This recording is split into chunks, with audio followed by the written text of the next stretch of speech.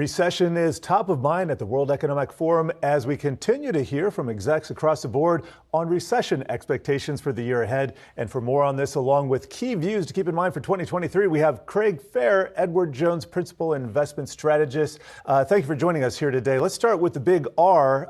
It seems as though a recession is priced in, but maybe a Goldilocks soft landing ish type recession, because you take a look at credit spreads, those are pretty low, not the typical dire warning that you would get before a big recession. Your thoughts? Yeah, I think you're right. The big R is exactly what the markets are now going to start focusing on. We spent all of 2022 focused on the big I of inflation. It's not as if inflation is now a problem solved. However, I think markets are now going to start to fixate and focus and respond to the path ahead for the economy. And you're exactly right. We are not seeing a consensus level across every metric, forward and coincident, that would tell us recession is inevitable.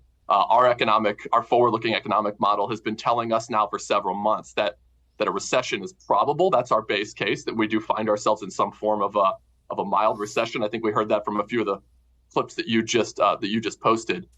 It's not because we're being Pollyannish. It's because we think that there are some structural components of the economy that will allow us to have a more shallow downturn as opposed to something more severe. But without question, if you look at the stock and the bond market, depending on the day, you're going to get different signals about what is embedded or priced into this market. And I think yesterday was a very interesting example. We saw yields drop sharply. That would be reflective of a bond market that is acknowledging that an economic downturn is coming. We've seen equity markets that haven't been so convinced, partly because equities are responding both to the Fed letting its foot off the brake a little bit, potentially later this year, but also the prospects of slower economic growth. I want to jump on something you just said there, and that was your comments on the bond market. We saw I think it was a 10-year drop, 16 basis points, a 15-year, 17.5 basis points yesterday. Huge moves falling to 4-month lows. And just want to reiterate, what does this say to you? Because in the context of what's happened this year in stocks, we have the NASDAQ outperforming the Dow, which is the inverse of most of last year.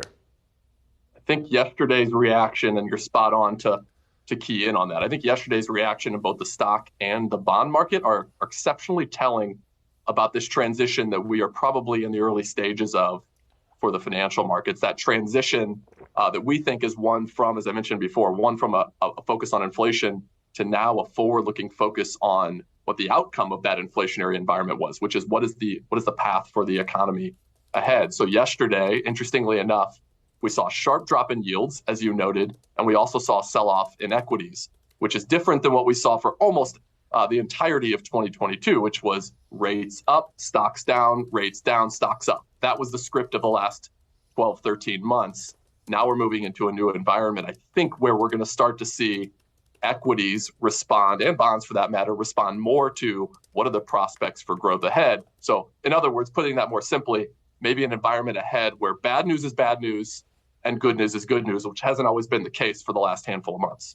Craig, in some of your views for 2023, you believe that the Fed is going to pause when policy rate nears 5%.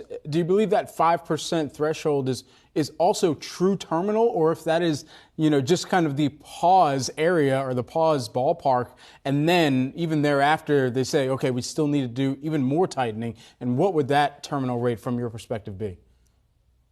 I think 5 is the excellent question, by the way. Markets will probably grapple with this ahead. I think 5 is both the pause point and the terminal point.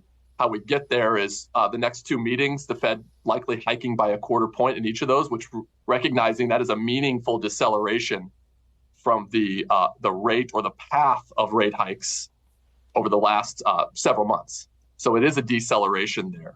I think the point that you're making is an important one, because what markets are not braced for is a Fed that perhaps puts in a couple more rate hikes, takes a pause to look around, which, by the way, is I think prudent, and then has to restart the rate hike engine. I think markets would find more comfort. I would certainly find more comfort in a Fed that feels like they've gotten to a level where they can sustainably pause, where they have truly snuffed out the burning embers of inflation, so to speak, to where the next move or the next several moves can be one that are more of moderation And potentially down the road, as we also expressed in our outlook, we think by the end of 2023, the conversation around rate cuts will start to get a little louder. Not to suggest the Fed has to cut rates in the calendar year, but we think that conversation will pick up a little bit, obviously helped by a decline in inflation. So all that is to say, while we think 5% is a reasonable pause and terminal rate,